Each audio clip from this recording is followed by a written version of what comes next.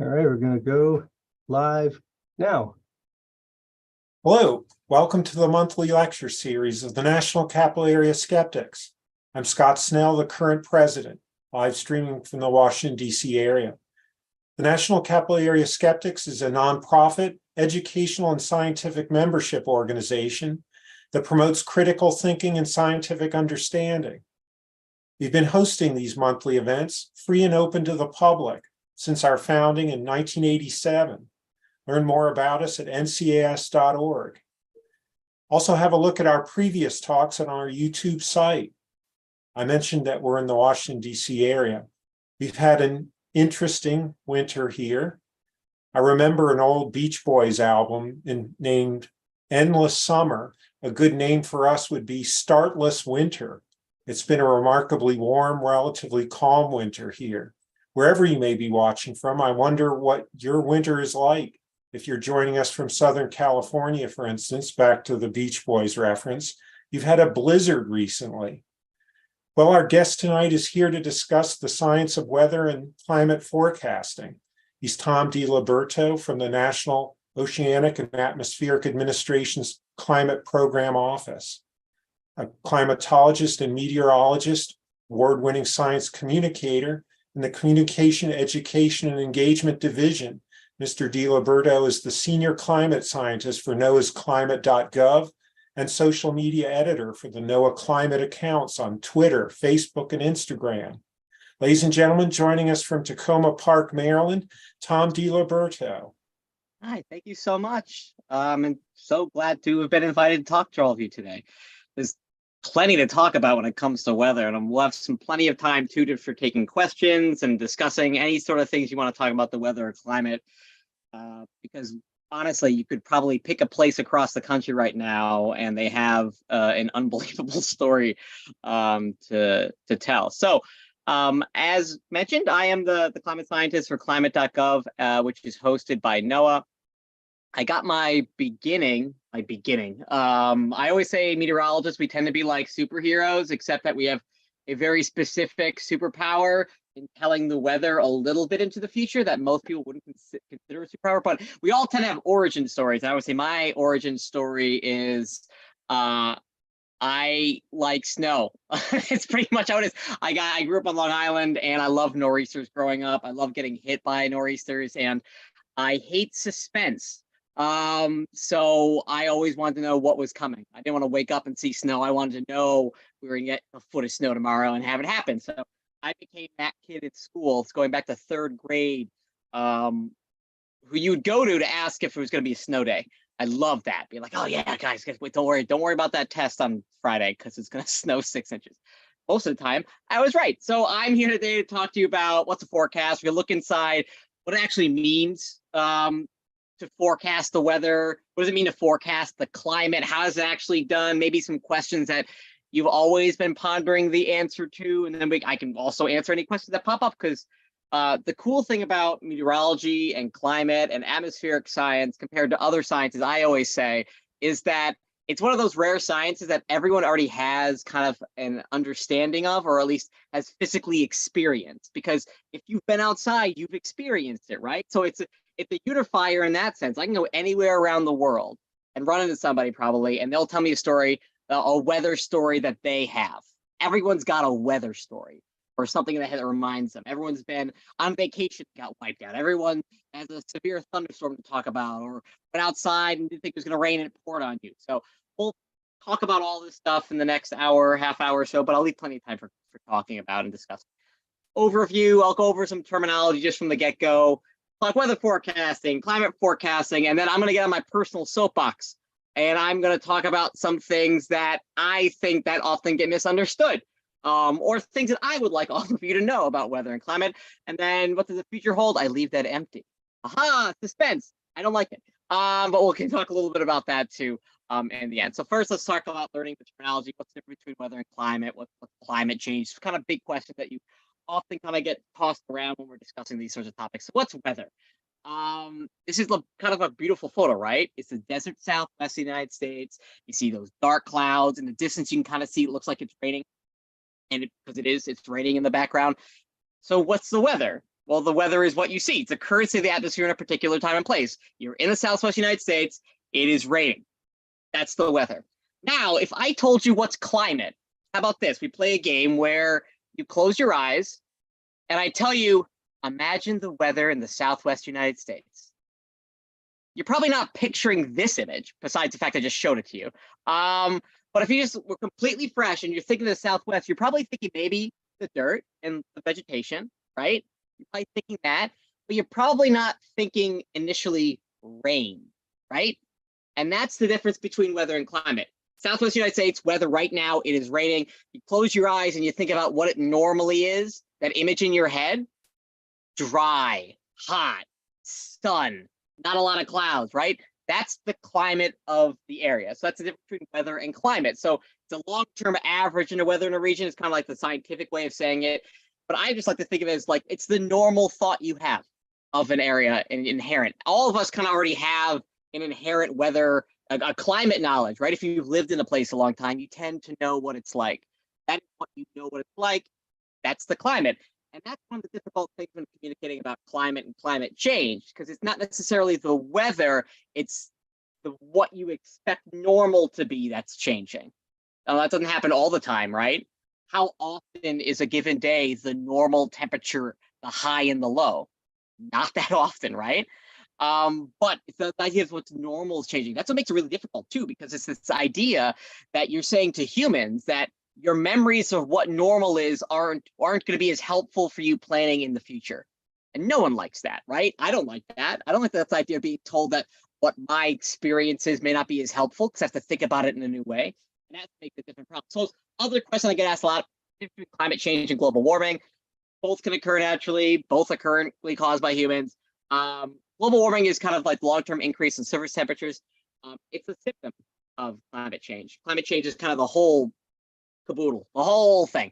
So it's not just global surface temperatures. It can be talking about sea ice. It can be talking about plants blooming earlier. It can be talking about a lot of different things that aren't necessarily just global warming of the just doesn't necessarily mean just the long-term increase in global temperatures. Climate change is encompassing the entire ecosystem. Everything sort of changes. Just a couple of things. Also, because it wouldn't be a science talk without throwing up a graphic describing Celsius to Fahrenheit. In case I mentioned any of these things, give you some ideas. Like 1.5 degrees Celsius, about 2.7 degrees Fahrenheit. 2 degrees, about 3.7, and 4 degrees is 7.2. So if you have any of those numbers, I'll try and keep it consistent, but I've been known to not. So I'll throw it back at everyone else's hands to convert to Celsius to Fahrenheit too, but just throw it out there now. So let's talk weather forecasting. Big questions people often have: how good are the forecasts? How many weather models do you use? What's their weather model? And then the classic one is, what does 30% chance of rain actually mean? And you can get down a pretty philosophical rabbit hole with that last question. So I will keep it as simple as possible when it comes to that answer, because I promise you that when meteorologists are giving you a 30% chance of rain forecast, they are not thinking about it in a super philosophical way. They're thinking about it very straightforward. But I'll get into all these different things. So one of the things growing up as a meteorologist and going throughout my career is that it's a job you have to have a thick skin for, because no one agrees with anything you say. So here's a great example of this. This is a photo taken, I think, in 2020 in Nebraska from a plane after a snowstorm. Look how narrow that snow band is, right? The people on the north side are saying, oh, that guy on the TV was an idiot. The guy in the bottom was like, oh, that guy was an idiot. The guy in the middle saying, oh, we didn't get as much as I wanted. That guy's an idiot, right? There's no way of pleasing everybody when it comes to these things, because people have expectations. And the key thing is this: you see how really rigid that snow line is? It goes from snow to no snow like that. There is no possible way that someone can forecast the rain snow line to within meters, within 10, 20 feet. Impossible. It can't be done. So there's an uncertainty associated with it, so that when any given forecast is made for a storm, somebody's going to be upset. It's guaranteed. There's no way that forecast is going to be right. And especially if you live in the DC area, DC, Route 95 sets up pretty much almost a ton of different snowstorms as the rain snow line. It could be 20 miles north. It could be 20 miles south. It could be in between, but it's usually around that, which bisects Washington, D.C., which means that it's one of the most difficult forecasts to make, is that rain snow line in a storm. And it literally could mean the difference between a foot of snow or 2 crusty, slushy inches and a bunch of upset people in terms of what goes on. Same thing with like timing of storms and a whole variety of different things. It's hard. Forecasting is very, very difficult. So how's it done? This is an image that was actually in the New Yorker recently, which is like perfectly timed for this. Is inside meteorological headquarters.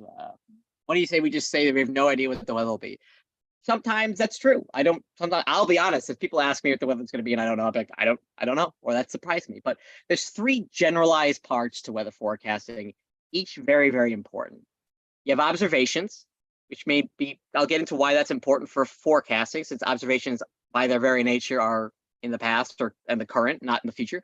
Then you have the forecasting, which is like models using statistics, humans taking all of those things together and producing that forecast for you. You see the nightly news, or if you go to the National Weather Service and you see the forecast there, or if you read the Washington Post and you see what the Capital Weather Gang is doing, or if you have an app that does that, although lots of the apps that you have on your phone are probably just statistical forecasts, meaning they're just taking data in, running an algorithm and spitting out a temperature.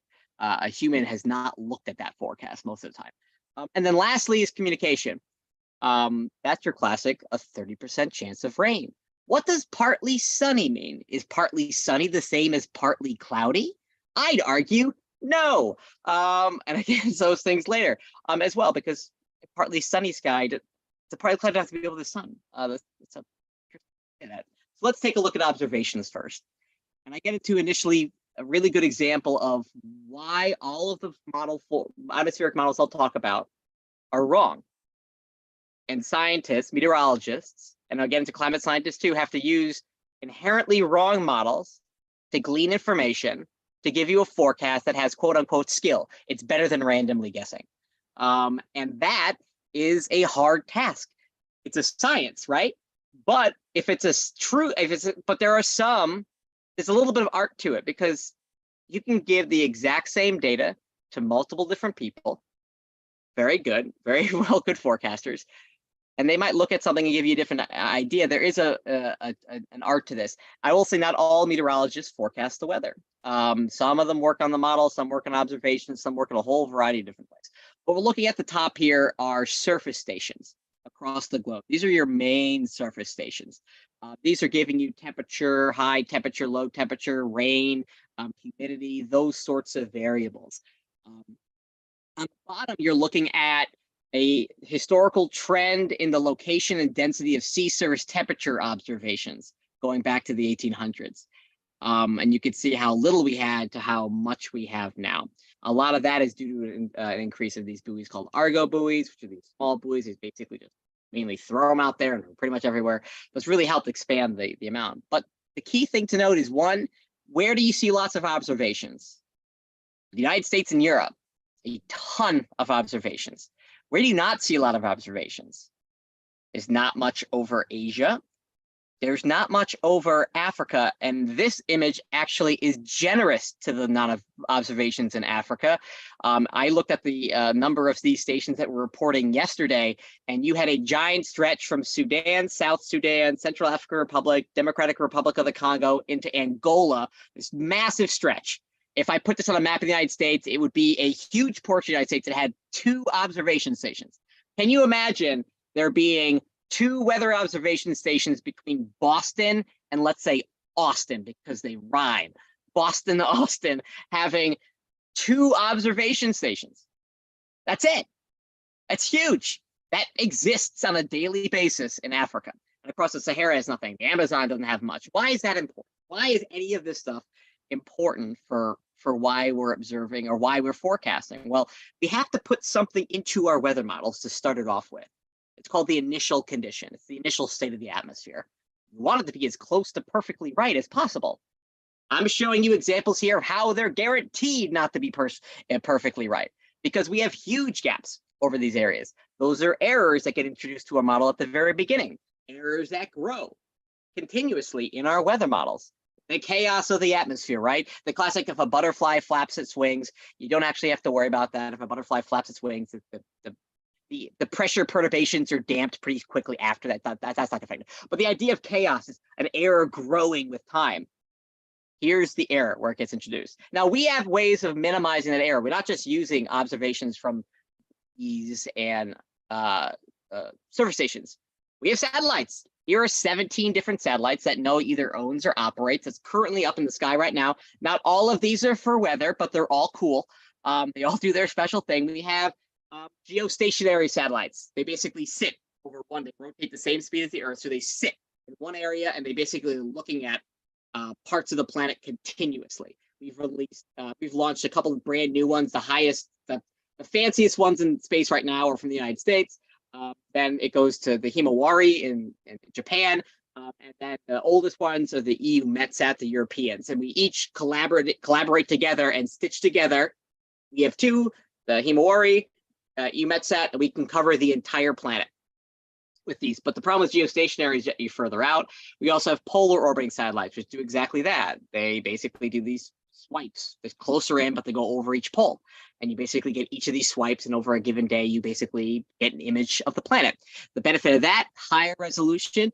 The problem with that is you don't have real-time information, right? Unless you're under that swath at that exact moment of what you're going in.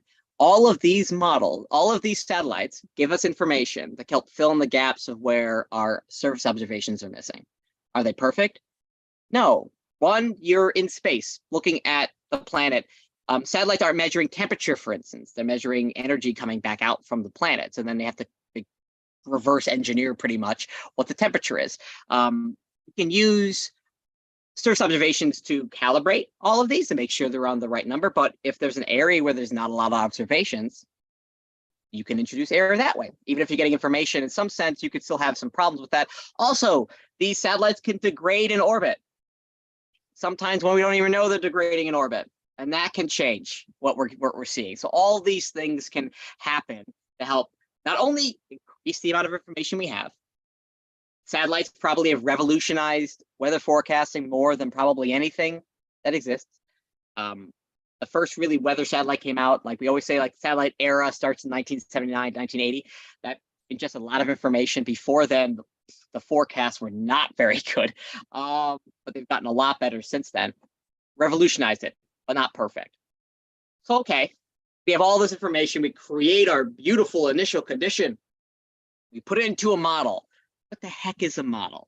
What's a weather model? Well, this may look like a foreign language to you because it kind of is what it's Greek Latin. But these are basically your fundamental equations of motion. These are the basis, the basis of the mathematics, the calculus inside your weather models. It's discussing momentum. It's discussing mass, shifting, energy, through the amounts of temperature, and air moving up and down with water vapor inside, liquid water, and all this stuff coming out. And basically, each of these equations are calculated in grids.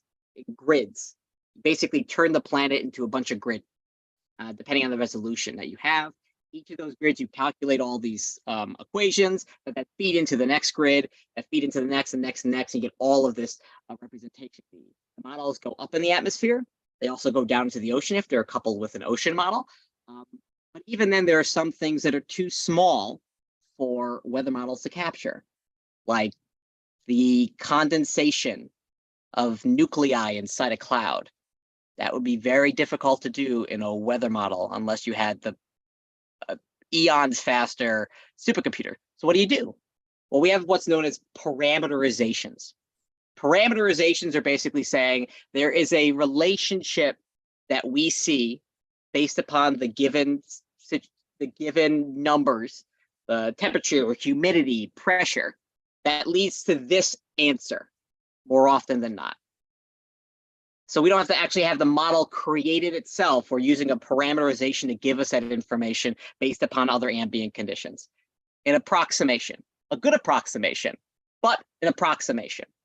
And this gets into a lot of also error that could be introduced into the model as well, because they're parameterizations. They're not something that manifestly comes out of the model itself. The model isn't producing that in the same sense with these parameterizations. And lots of small things can have that. I mean, air-sea interactions can have parameterizations. Convective schemes, how thunderstorms happen, can have parameterizations as well.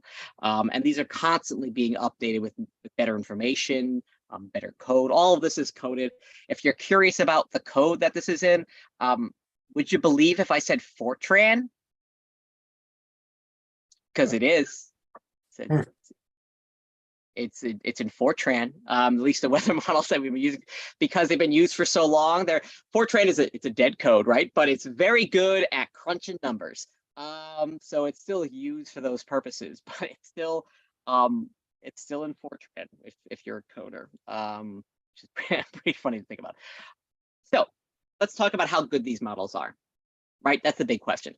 Well, they're getting better every year. I took this image out of a journal article that was comparing these acronyms up top, or basically just think of them as different weather model systems. So CMC is the Canadians, Met Office is the UK, JMA is Japan, KMA is Korea, ECMWF is, if you've ever heard the Euro model, that's the Euro model, the infamous Euro model. That's the best model in the world.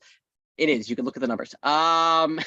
See here. But the one thing I want to say here is that this is from 1998 to 2018. This is taking a look at what we call 500 millibar height errors. So basically, the height of the atmosphere when the atmosphere is 500 millibars pressure, that level, and a 5-day error. And you can see how these have gotten consistently better, a lot better since 1998. Over what, this is a 20-year period, significantly better across the board. So basically, in this case, lower is better. What about the US? NCEP is the green line is the NCEP. That's the, I should have mentioned that. That is the GFS model. That's the American model. That's the US model. And you can see we're kind of, there's uncertainty with these things. I would pretty much say that the only clear case ECMWF is better. I'll get into that. If you really want to know, I can get into that a little bit why it tends to be the best model. But in general, all the other ones, they can have their moments, which is when you're a forecaster. The key thing to note here is that any of these models can be wrong, though. So you can't just be like, oh, we'll just take the ECMWF every single time. Not a good idea. You have to look at a whole variety of information. Another way of looking at this is looking at a 36-hour to 3-day forecast in the US model from 1955 to 2015 or 20-ish, whatever time period is. This is basically what, a day and a half forecast to a 3-day forecast.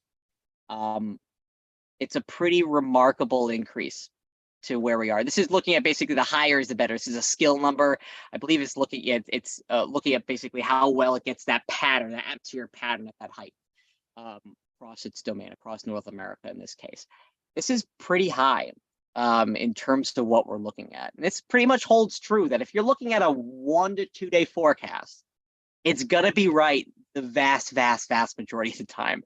We're talking above 90% of the time in terms of understanding the atmosphere, the pattern. Even a 3-day forecast is still going to be very good.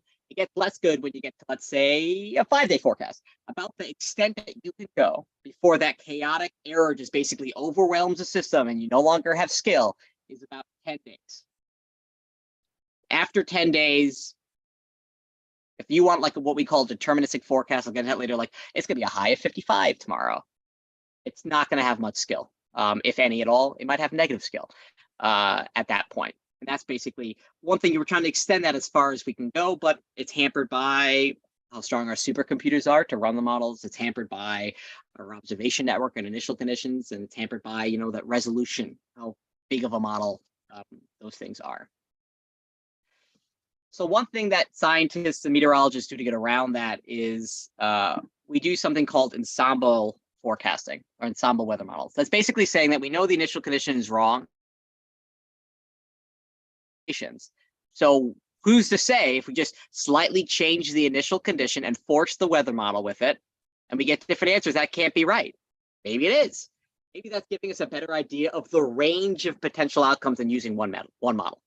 The downside with these is that they're at lower resolution. They're farther grid points around each other. It's not like a super high resolution model. It's like, as opposed to, let's say, 12 miles across or 13 kilometers across, or which is like 9 miles. You're talking on the orders of the upgraded version of the US models up to like 25 kilometers. It could be even a degree more degree of sort of resolution.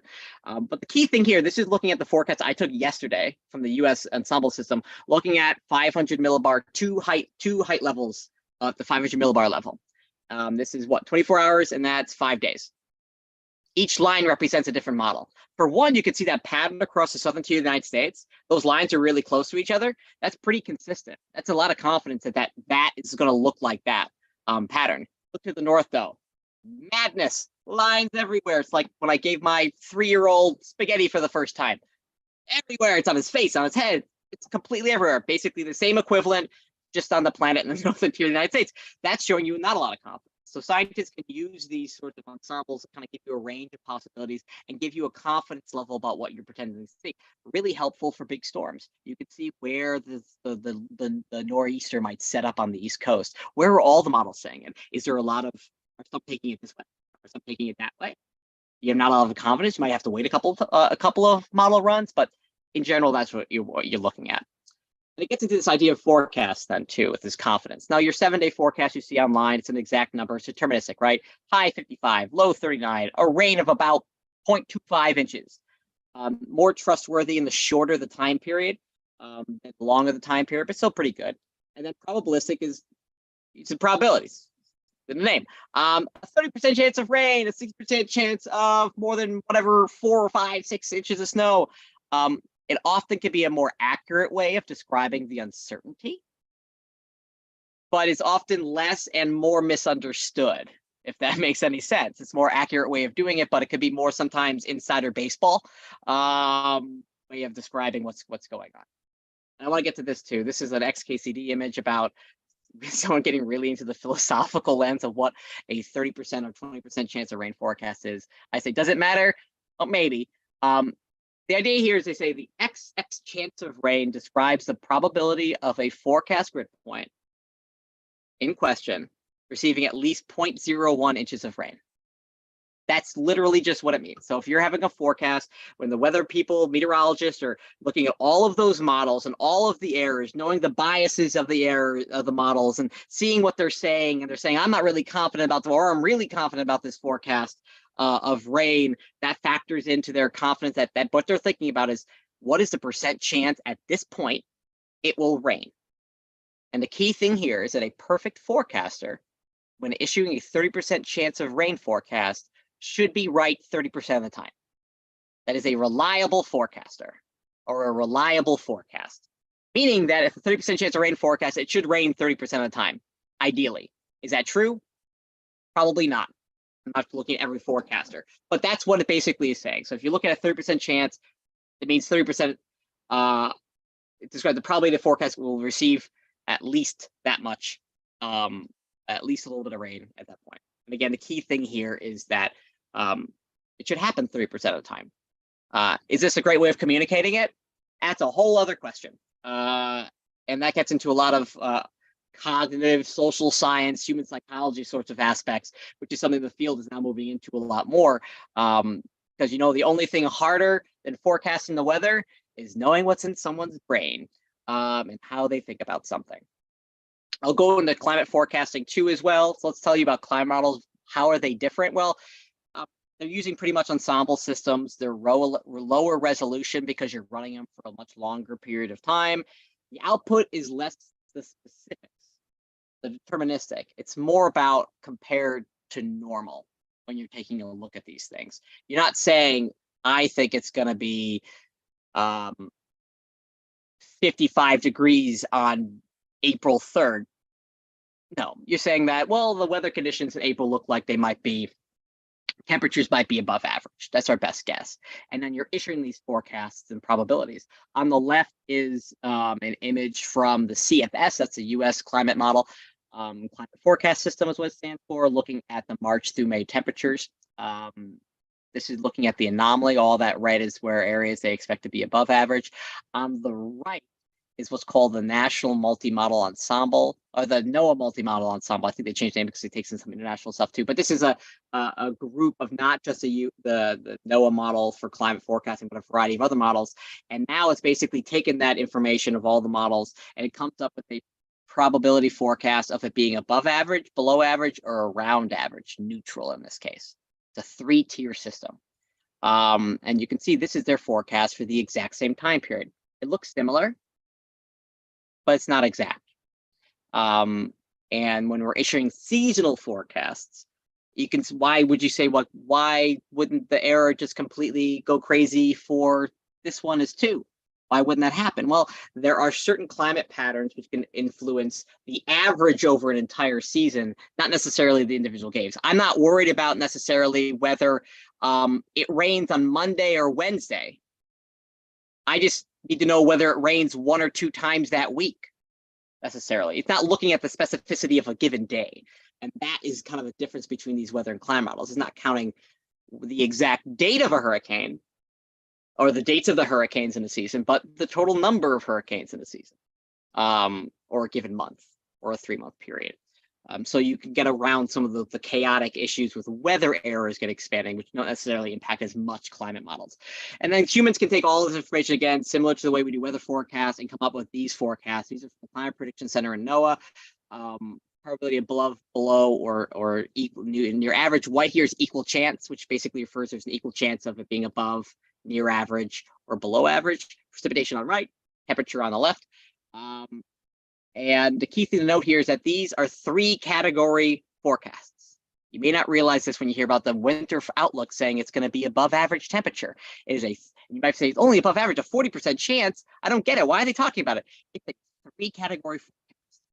So even with some of these reds here, take a look at the temperature forecast, and you see this lightest color is shaded 33 to what's it shaded? 33 to 40% leaning above. And we shade it red because that is the highest of the 3 categories we're forecasting. But what that number is saying is if there's a 40% chance of the temperature being above average, it's actually saying there's a 60% chance of the temperature being near average or below average. Because it's a 3-category system.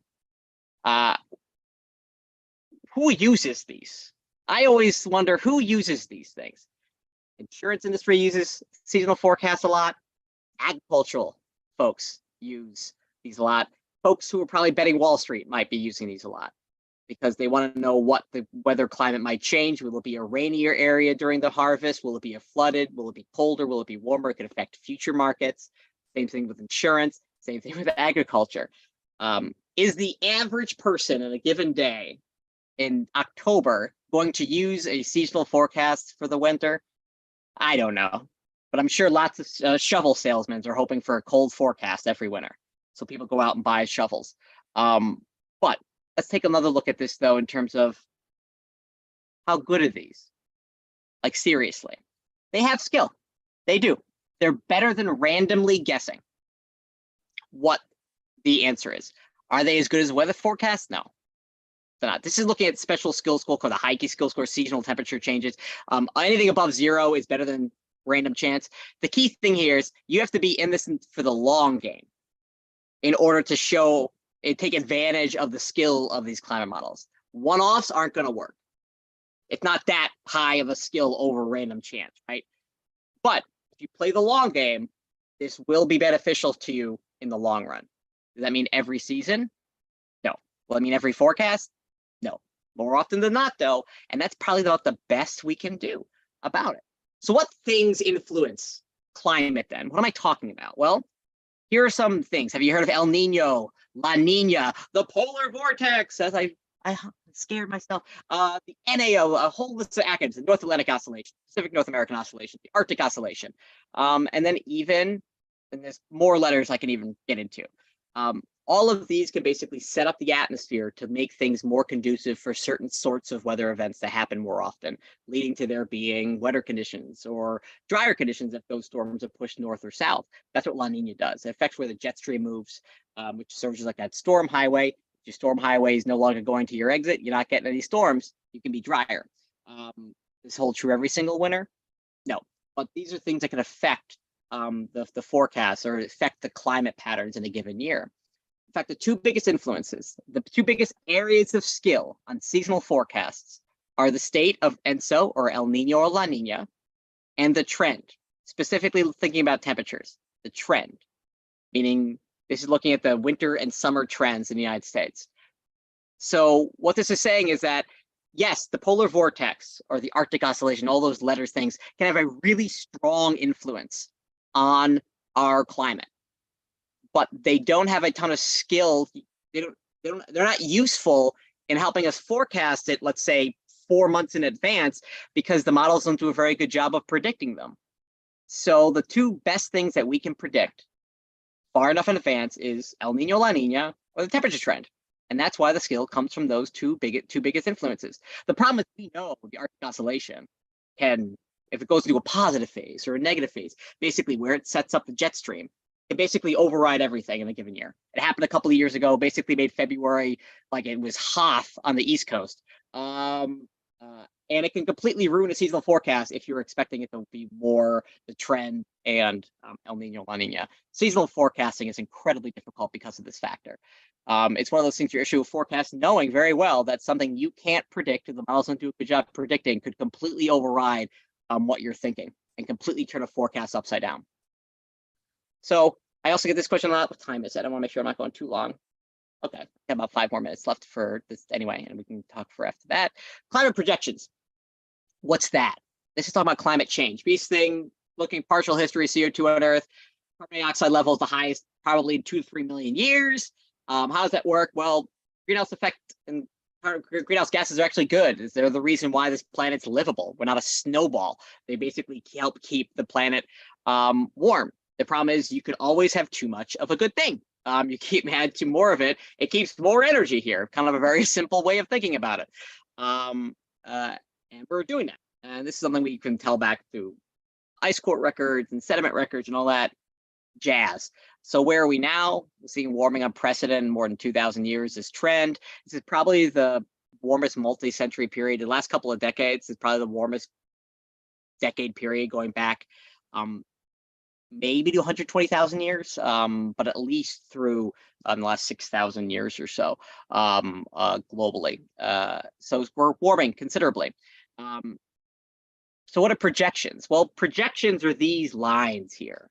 They're basically, you're forcing climate models, which are taking into encompass pretty much they're called Earth system models, taking into account everything in our atmosphere, the most complex things you can think of, because it's weather, it's the ocean, it's the land, it's how land use changes, it's like impacts by the sun and volcanoes and anything you can imagine that goes into these things. And the key thing with the future is that we don't know what humans are going to do for emitting greenhouse gases. So we have to come up with projections, scenarios, storylines. Each of these lines is a story about the future, about economic growth, population growth, injustice. It's literally, each of these could be a movie.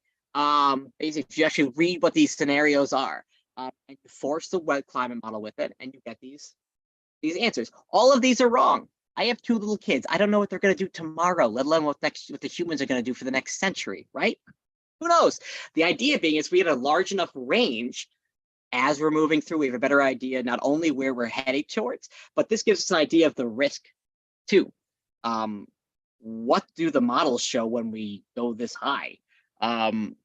What does that look like? Because you have to remember the world doesn't end in 2100, as far as I know.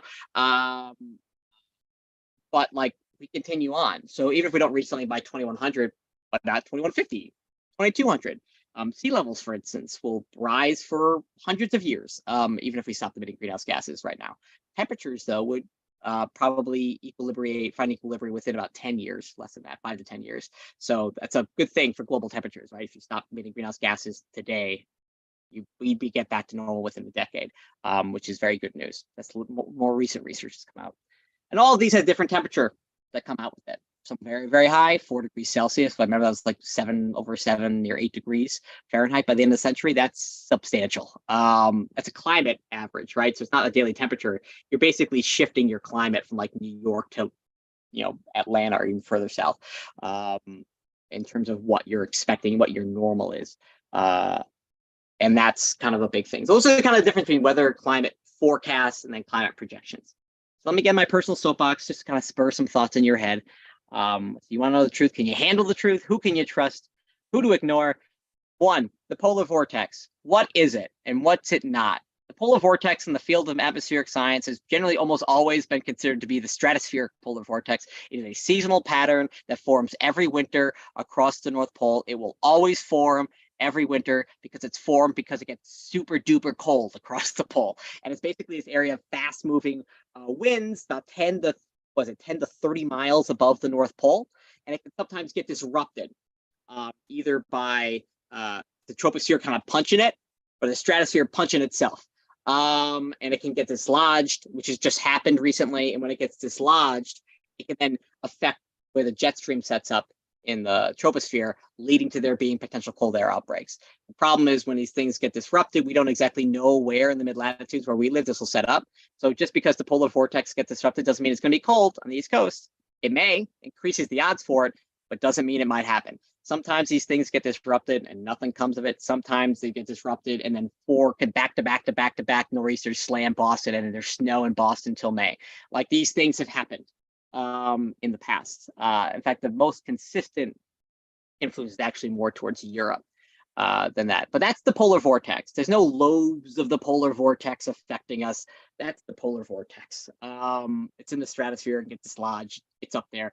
And everything we're really talking about is just basically the jet stream, area of fast moving winds.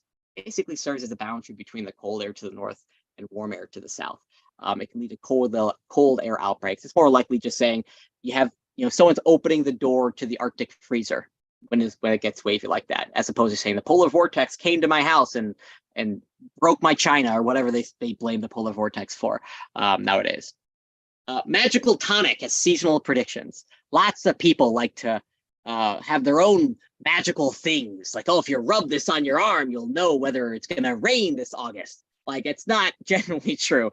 I would say don't trust any source that doesn't provide actual verifications. I'm not saying like letter grades, like it's high school algebra.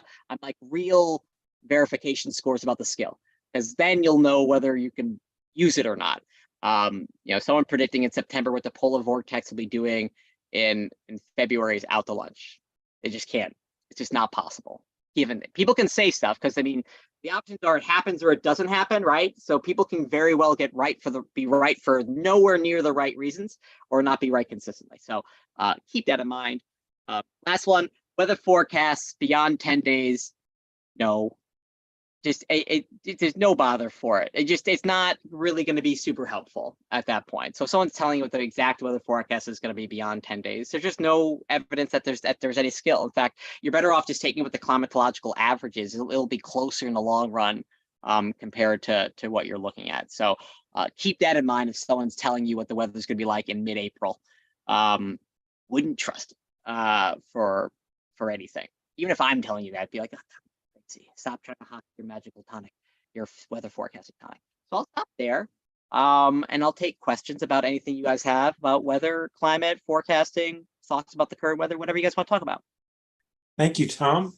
Really appreciated your language in terms of getting us a lot of detail, but making it very accessible. And that was a very difficult, I imagine, thing to do. And I think it was very successful.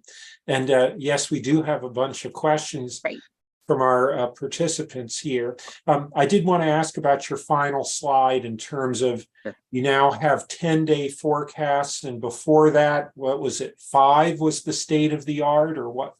Yeah. So the crazy, I was looking for this. The problem with sometimes these verification images is like they disappear into the ether. And I was trying to find it, but basically a 5-day forecast today is probably as good as let's say a 1 to 2 day forecast back in like the 60s or 70s or 80s. Like it's gotten considerably better to where it is. It's remarkable. It's one of science's great achievements is the fact that we've made. Can you imagine like in the 1970s? Having a forecast for tomorrow that wouldn't be as good as a forecast for 5 days from now. And that's what people were living with.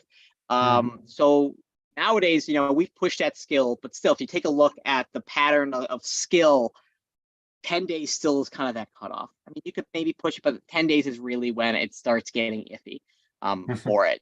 So it's remarkable. I don't know. It's a crazy thing to realize when we've had, look at all the extremes we've had in the last week. Imagine not knowing it was going to be before, like 2 days from now, there was going to be a massive snowstorm in California or all the severe weather of the Great Plains. Forecasting has come a really, really long way. One of our participants, Beth in Washington, D.C., says, so you're saying that no one can tell us gardeners for sure what the last frost date will be? Sigh. So I guess we can only do our best there. Yeah, that's it. And that people ask us all the time, and I wish I could give you a given date. What we tend to do is kind of like the cherry blossoms in DC is based on the conditions. You can kind of say whether it might happen earlier or later, and you can kind of see whether the broader pattern is less likely to lead that there being a late frost, for instance. But this is a really good example of this year in DC. The winter, according to meteorologists, we look at a 3-month period because it's a heck of a lot easier in dealing with the calendar because months having different days are annoying. And making it like 31 or whatever the solstice is, 21. Winter ends for us on the 28th. And if we take a look at the seasonal temperature for DC, I think I think it's going to be the second warmest winter on record in 150 years for DC. But March looks colder than average right now. The extended range forecast for March is colder than average. That could be due to that. Remember the polar vortex I mentioned? It could be due to that, which is leading to a difficult thing for gardeners and botanists, people who care about. There could be a late frost this year. Very well. It could very well be, given the conditions that we see. There's, I would say, an increased chance for there being a potential frost in March at some point that you wouldn't expect based upon everything that's happened this winter, right? It's barely snowed. It's been pretty much 50 degrees every single day. It got to 80 a couple of days ago. And that's why the cherry blossoms they're almost out. My daffodils have been up for weeks. My crocuses came up like in the middle of early February. So it's be careful. Make sure if you're interested and you have something outside, make sure you pay attention that you don't have a late freeze messing up anything that you're kind of preparing for the spring and summer. You mentioned that 10 days or maybe just a little more can be squeezed out. Is that represent, our current technological capability, or are we getting up against physical law boundaries? Beth has posed this question. That's the big question. You've put your finger on the big question. Is it technological or is it the limit? I personally think that it's for weather forecasts.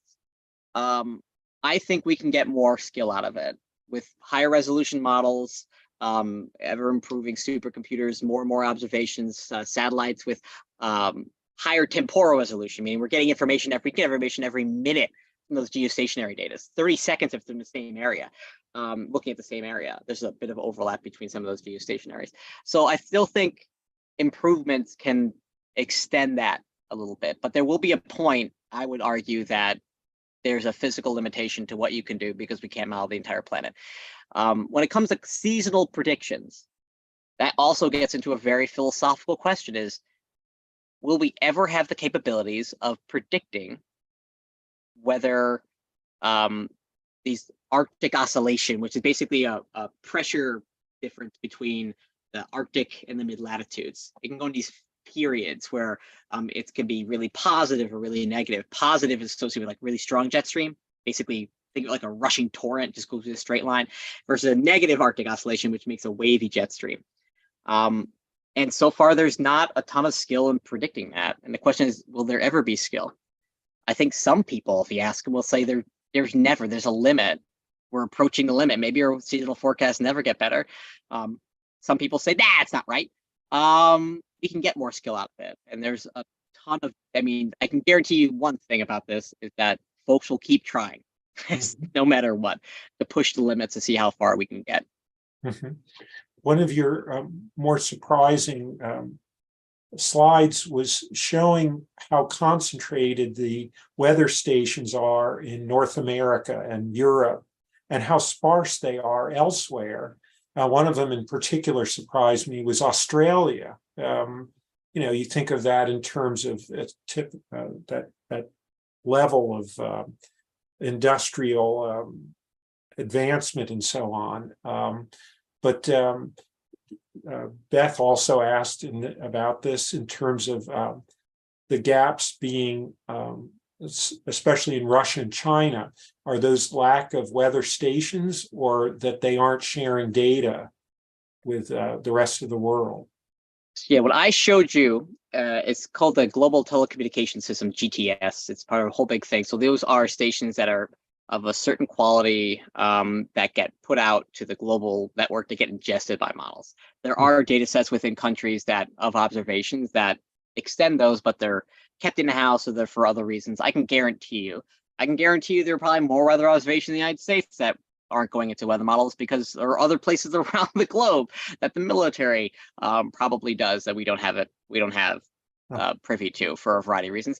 Also, that it's not including private corporations, which can get information. So there's a little bit of that. And there's just also the fact that there's not a lot of people who live in those areas. In Australia, you have to remember the middle part of that continent is desert. Right. So that's probably one of the reasons why there's just nothing there. And then it's always kind of ringing the core. One reason why that's a problem, besides initial conditions for let's say I'll make it U.S. focused. Sorry, Australia. Not having as much stuff in Russia and China. Where do you think our weather comes from? At some point, right? It comes from there. Yeah. So not having a lot of observations over there means, and then going over the ocean where you have less observations. It looks really dense. You're not talking about like a ton of this. That basically looking at 1-by-1 boxes. You're still not looking nearly as much in the United States. You're basically going through a data sparse area and then going into the ocean. And then eventually you're coming to the United States, which means that you have a large area of these big storms coming into the East Coast. They may not have as much data going into the model to mean they may not be as good as they could be. That's one reason that sometimes when you have these big events coming up, a hurricane or a massive system in the Pacific, they'll send NOAA or other folks will send planes out, hurricane hunter aircraft, to go get more information from these to ingest into the models to give a better idea of what actually that storm looks like to help deal with some of those gaps for the big weather events. But that is one of the sources of lack of skill for these. So it's a little bit of both. It depends on the country and the time period. Yeah, I think also I feel like one thing we have to recognize globally speaking is that the United States has the National Weather Service, which is something that is I don't work for the Weather Service, so I can say that. I work in NOAA, so I'm still carrying the water, but I don't work for the National Weather Service. But not every country has that. In terms of the amount of people forecasting weather for every location, not a lot of people have that at all. I was back in the day, I was at a workshop in Africa, and there was a meteorologist from South Sudan, one of the newest countries in the planet, there. And he told me because he was there was no one forecasting the weather for his country. Right. And there's that, which is one reason why when it comes to weather, it's such an international collaboration. We can't make our models good or as good as they can be if we don't have information from all the other countries, satellites, ground-based information. So there's a huge collaborative effort globally working together to make sure all of this works, because weather doesn't know boundaries. Hopefully, as the years go on, there'll be more stations, maybe drones, balloons. Actually, while I'm on the topic, obviously, balloons have been in the news lately. Yeah, really? Balloons have been in the wind? Do you have a perspective on this? I don't know if weather balloons are. So weather balloons are super important. It's so silly when you think about it. We attach a little sensor thing to a balloon and we're like, all right, go ahead. And that is still super important because it gives us a vertical profile of the atmosphere. They're not launched everywhere around the planet. They're very, very important. By the time they get up to the the tropopause, where the troposphere becomes the stratosphere, they're huge because the pressure, it's less pressure and they expand. So it makes sense when you can imagine these giant balloons that get launched. They're big still here on the ground, but they get massive when they get up there and then they pop when they get to the stratosphere. So when I heard about the balloons, I was like, yeah, that's sure. They just float. If it's a strong enough balloon, those things will go. for a while, but there's also a lot of balloons out there, too. Not only released by NOAA, but anyone can release a balloon, because they can give really cool information from them. But it's one of the simplest, but also like incredibly important ways of observing our atmosphere. Another cool way that's getting adjusted in models is that when planes take off and they land, there are now sensors on some planes to get another vertical profile, temperature, pressure of the atmosphere as planes take off. So taking advantage of things that are already happening and taking that data and putting it into our model. So there's lots of kind of like, what's the low-hanging fruit here for getting better information? That's neat.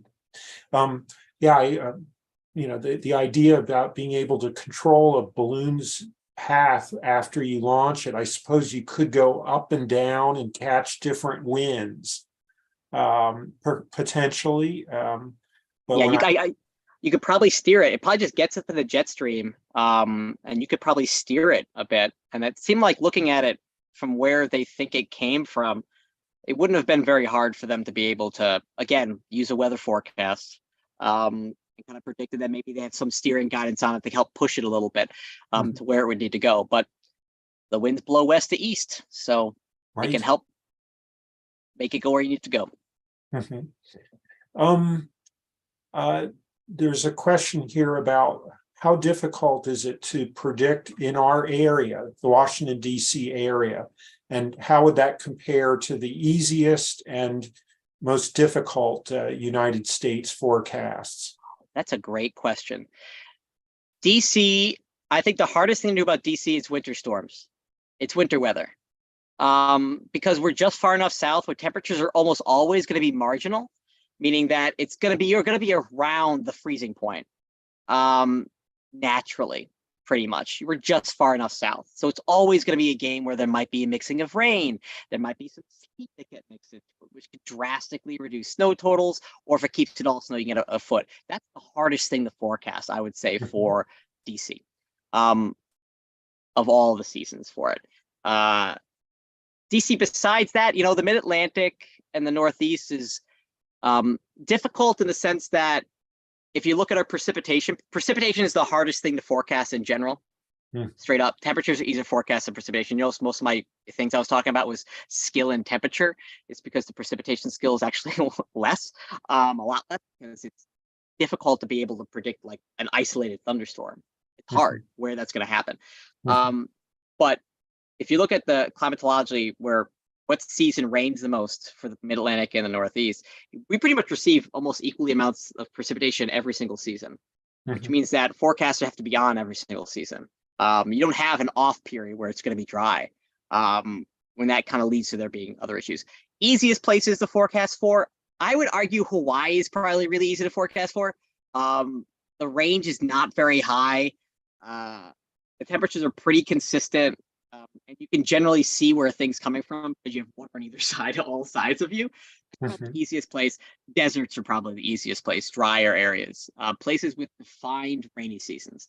The Southwest, for instance, is an easier place to forecast for. They have some snow in the wintertime, but mainly they get their summer monsoon, maybe June, but usually by mid-July through September.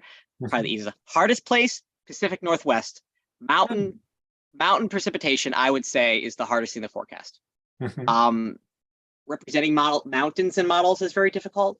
That means representing valleys is really difficult, which means representing how the air is flowing turbulently through that terrain is difficult. So being able to predict exactly how that's going to work, very hard. A lot of localized climates, which means that forecasters who have lots of knowledge about that area, lived experience with that, might be better than necessarily looking at the model forecast. They might see the forecast, but know exactly how that forecast is wrong. Something that a newbie forecaster, if I just moved to the Pacific Northwest and forecast, would have no idea about, which is one of the values of having forecasters who live in the areas that you're at, because they have some of that inherent knowledge already. Probably other areas, I would say, like severe weather areas. I think the Southwest, I mean, the Southeast and the Central Plains can be difficult during severe weather outbreaks, only because it matters so much whether you know where a tornado is happening. The pressure is just really, really high to get those forecasts right. And even when you get the forecast right, you know that there might be damage. That's usually a pretty hard forecast to do. Mhm. You mentioned about Hawaii. I was there in 2012 for the transit of Venus, and I appreciated the very accurate and location specific forecasts where it's like, oh, I should go on this part of the big island to see the sun and Venus pass in front of it. Whereas if I'd been, I think it was, if I had been on the east side of the island, I would have missed the whole thing. And then I went up to Mauna Kea, and there you don't have to worry about something getting in your way. But Nope. listen, we have a participant up in Ontario, Thunder Bay, wants to know about the northern jet stream. And I don't know, maybe this has really affected the weather in that, Lake Superior area. Do you have any sort of comment Sure. about? There's two jet streams. Sometimes they're not at the exact same levels. Sometimes they can kind of interact with each other. But you have the polar jet stream, which is this northerly jet stream, and then you have a jet stream further south, which just tends to be stronger. They kind of move north and south based upon the seasons. The polar jet stream moves further south during they move basically when there's warm. So recently we had this big blizzard, and other areas we had a big dip south and a strengthening of that jet as it came across the northern United States. It led to a lot of help with the snowstorms that just happened across the northern tier of the United States. And in general, if we're talking about cold air outbreaks, it's that northerly jet that can kind of dip south, because that's holding that cold air to the north. If it dips south, that's where you get stuck in that cold. However, on the flip side, if it stays north, you tend to see, let's say, Canada can stay a lot colder than average than the United States can be. So the fact that this winter has been very warm for a large portion of the country has meant that it's been cooler for parts of Canada as well. It's usually kind of there's always a give and take in the atmosphere, and that tends to be the case. The pattern for this winter in general is central eastern United States warmer than average, western United States cooler than average. Has been the generalized pattern so far. I hope that helped a little bit. I have to be honest, I don't look too much. I always say we're an international collaboration, but it's all of our forecasts end at the Canadian border. But the Canadians have really good forecast meteorologists in their country too. You're editor for the social media posts, and NOAA Climate is the account. And your target age and education level, how do you handle that? It's a good question. I think we have something for every interest. So normally when I'm doing a post for social media, I like to think of it as a USA Today style sort of thing. So it's not, elementary school. It's probably more middle schoolish in terms of writing, because I know and topics I'm not expert in, that's how I want it to be read to me. I want that sort of level to be able to see as my entryway into science. But we do have things that are a little bit higher level for folks who are more interested or more knowledgeable on the webpage. A good example of that is the ENSO blog. ENSO stands for El Nino Oscillation. That's the El Nino La Nina. That's the blog. I'm one of the writers for it, but that is for a wonkier, nerdier crew that's more interested in seasonal predictions and El Nino, La Nina, and polar vortex and those sorts of things. We write articles that may, let's say, are more high school level, but a bigger foot in the door to some complicated topics, more into the more current research. So we try to run the gamut. On social media, I'm just trying to do manually USA Today style level of middle school, probably level of education. But if you ask a question, I respond based upon the level you ask me the question about. So if I'll more than likely engage with you on social media, if you ask any questions, and I'll go as complicated as you'd like and explain things. So that's one way I like to do engagement through our social media accounts too. And the cool thing is I'm always happy to say I don't know the answer, but usually I can always find someone who does know the answer, and I'll usually get people back an answer within a week or so if I don't know the answer to it. On climate.gov, did I see correctly that there are materials for educators? There's an entire teaching climate section. We often get asked by teachers if we have something on climate, and that's not only climate change. It could just be climate, how the greenhouse effect works, the water cycle, the carbon cycle. Like, it could be anything. And we we got lots of questions from teachers saying, the internet's a big place. It can be a wild west sometimes. What's accurate? What's truthful? What can we trust?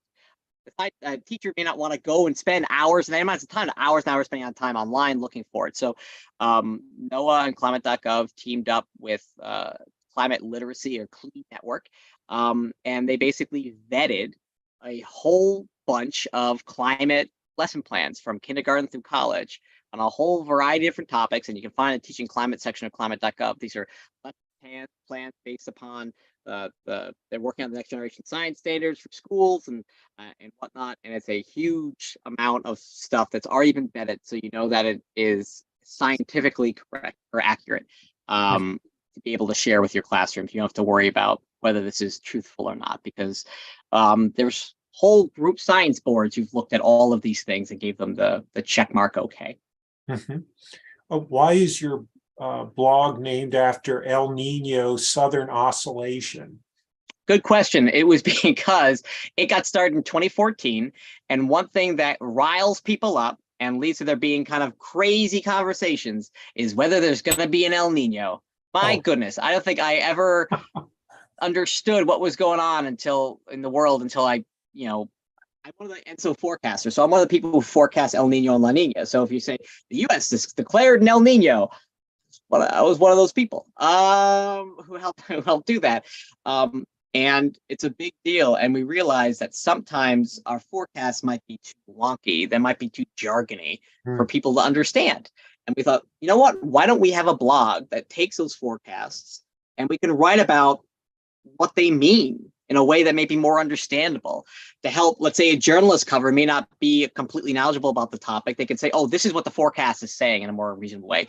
And there are a bunch of topics that we know were misunderstood. Be able to write really clear articles about that with the highest level, cool new data visualizations. We had actual artists do and not scientists who have no artistic talent. I don't know who I'm talking about, no artistic talent whatsoever, making the images up. So we just did it because in 2014, we had a big El Nino in 2015, 2016, and it became super duper popular to the point where, it's used in college classes. They assign our articles for people to read. The images are used across the world, and it's turned out to be a very great public outreach tool to have. I've always wanted to have a polar vortex blog too, a seasonal polar vortex blog on the climate.gov to be able to talk about what's going on every winter. We'll see if I can get that happen. One thing I really like on the weather.gov site is the snow amount potential. So they have expected snowfall and then the high end amount. Representing 1 in 10 chance of higher snowfall, and then the low end amount, 9 in 10 chance of higher snowfall.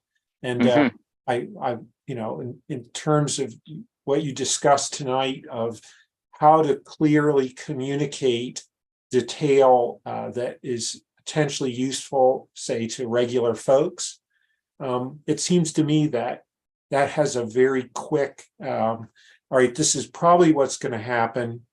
And here's the worst case, assuming you don't want to drive in snow, like me. By the way, I'm kind of grateful for our warm, calm winter we've had here. But anyway, and then the chance that there will be a higher snowfall, sort of the worst case. So anyway, that seems to me like a really great success by NWS for 100%. And the National Weather Service has done a lot in incorporating and hiring social scientists to figure out the best way of communicating these products, as opposed to being coming out and saying, why did you understand our forecast? And then doing the exact same forecast, be like, they'll learn the next time we do it. But looking what's a better way of doing it? And that's one thing that's come out of that is just give them a range, give probabilities for it, help them visualize the confidence level that you're experiencing, because then if you give people these different things, it might be more useful to them than saying, this could be 5 inches of snow, when reality you could get 0 or you can get 20. It depends on what's going to happen, especially leading up to it. So very successful.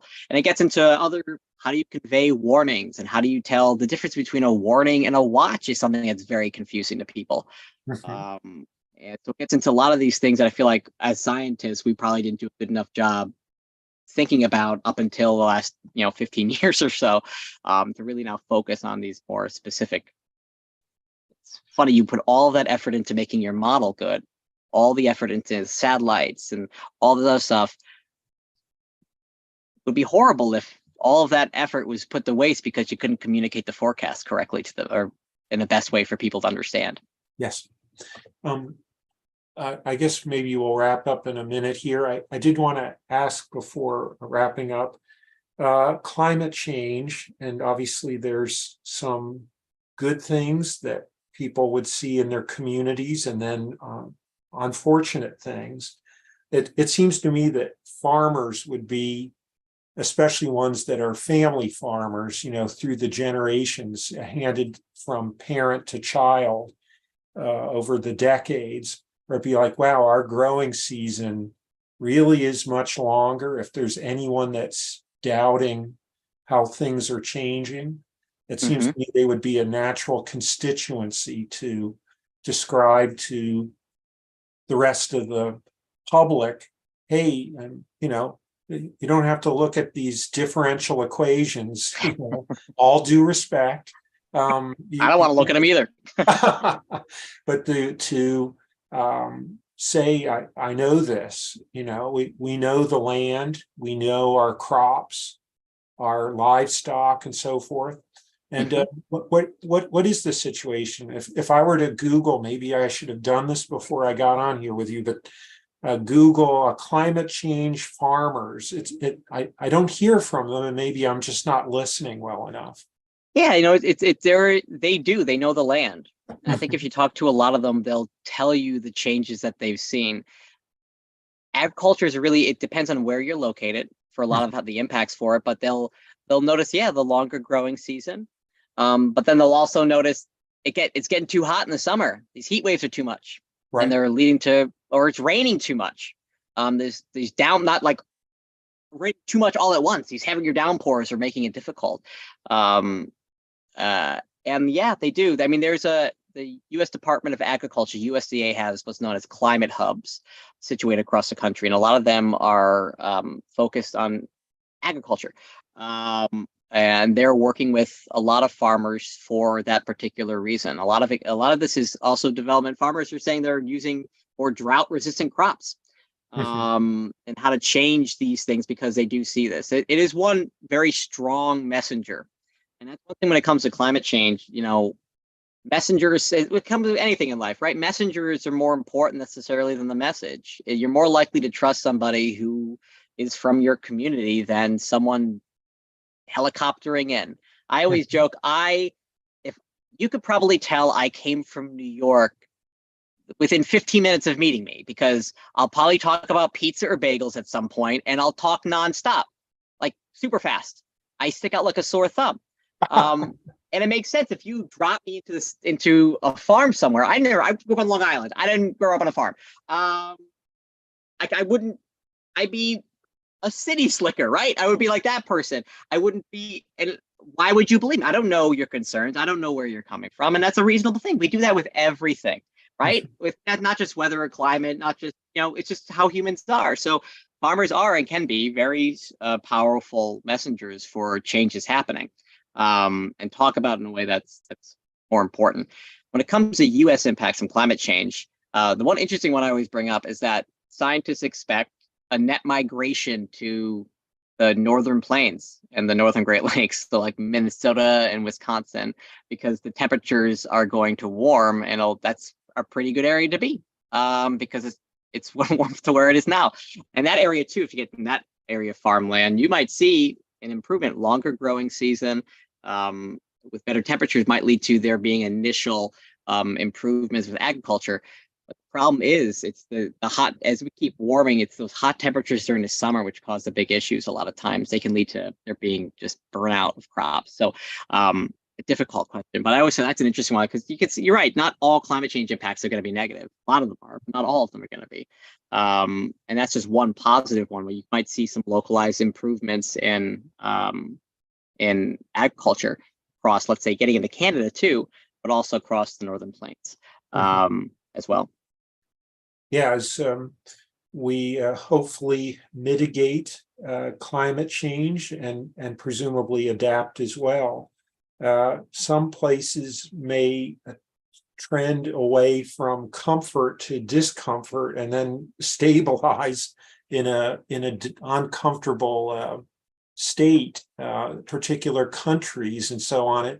I hope everybody stays calm as we try to protect our world and our ways of life, and our the climate is part of our way of life and so on, and that will change. And as I said, if we're successful, even stabilize things, some places that are doing well now will end up maybe not so great. And then we have to adapt or allow people to migrate.